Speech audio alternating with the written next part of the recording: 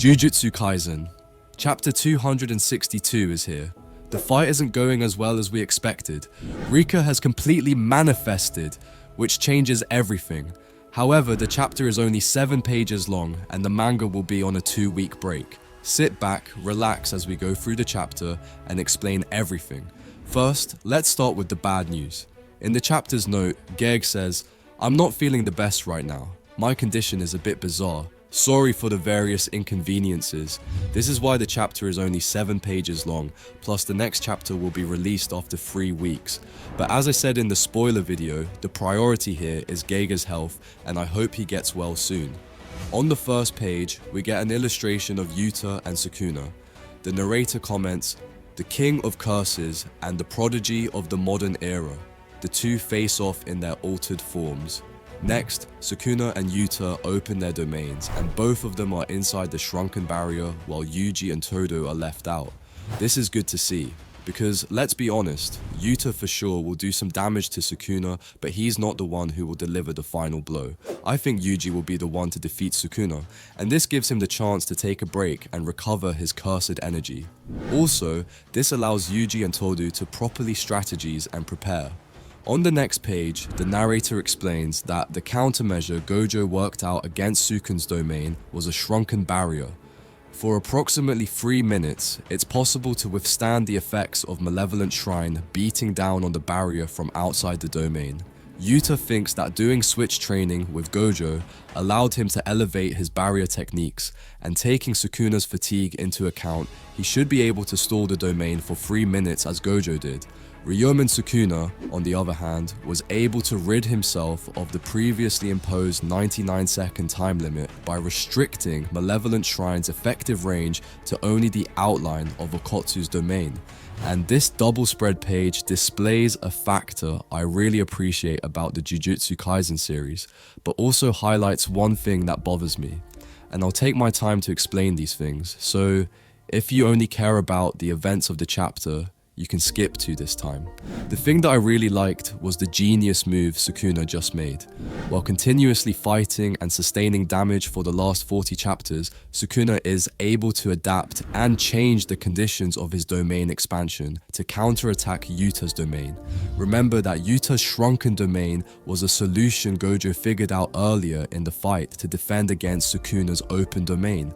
Sukuna, while sustaining a lot of damage, has figured out a way to fight against the shrunken domain.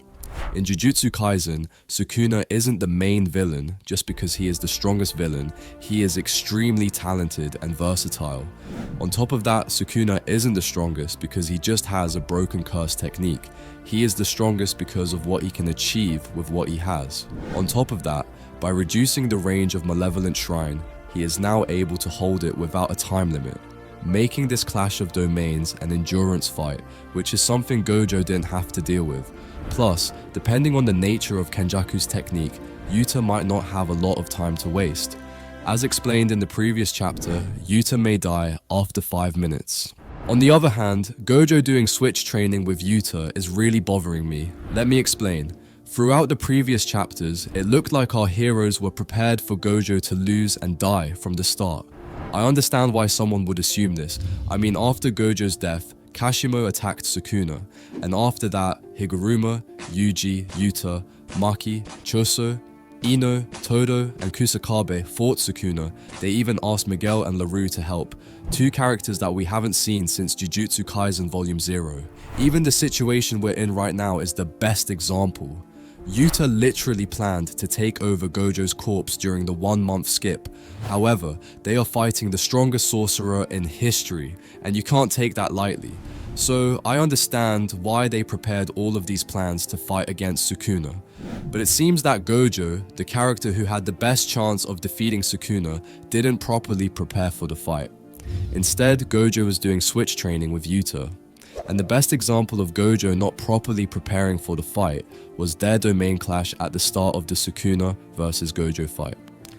Gojo didn't prepare any strategy to fight against Sukuna's open domain. On the contrary, he sustained a lot of damage the first time Gojo and Sukuna used their domains.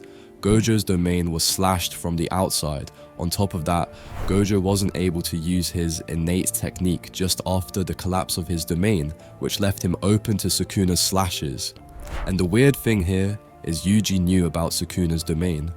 In chapter 120, we see Yuji's reaction after he saw what Sukuna did when he took control over his body. Also, in chapter 225 and during the Gojo vs Sukuna fight, Choso says, "Based on what Inumaki and Yuji have said, I don't think Sukuna's domain expansion actually closes off a barrier." So, they knew that Sukuna had an open domain, however they didn't tell Gojo about it, and on top of that he spent the 1-month skip doing switch training with Yuta. For instance, a boxer or an MMA fighter spends all of his time in preparation for the fighting style of his opponent, not training his students.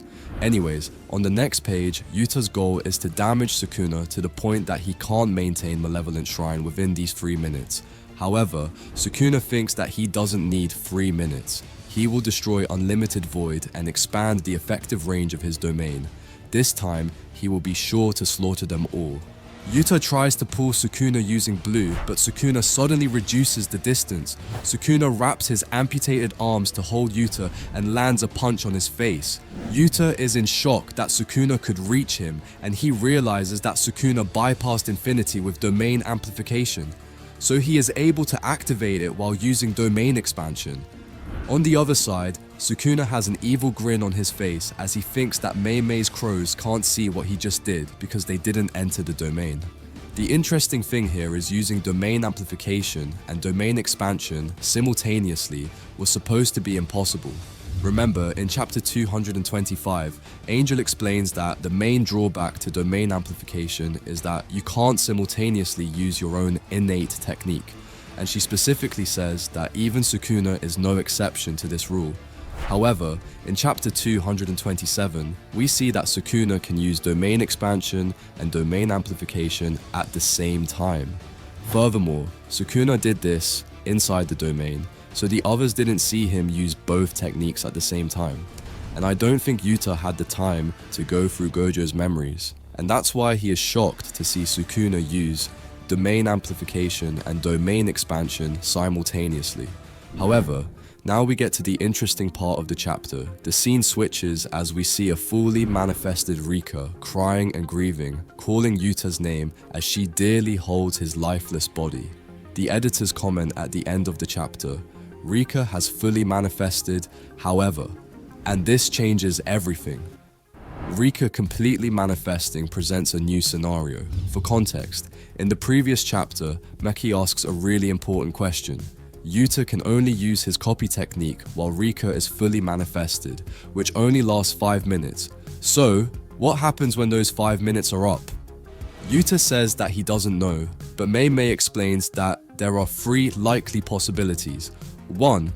Kenjaku's ability requires constant activation. In this case, the body and the soul won't be able to be maintained and Yuta will die. 2. Kenjaku's ability is activated intermittently. He won't die immediately, but it will be a matter of time. 3. Kenjaku's ability needs to be active once. Even after the 5 minutes, he'll be able to use the limitless technique. And in this case, it's possible to dispose of Yuta's original body as he forever remains inside Gojo's body. However, what just happened changes things. Rika just manifested out of her grief, which means that Yuta isn't limited to 5 minutes anymore. So, scenarios 1 and 2 are out of consideration, and I hope the next chapter clears things up.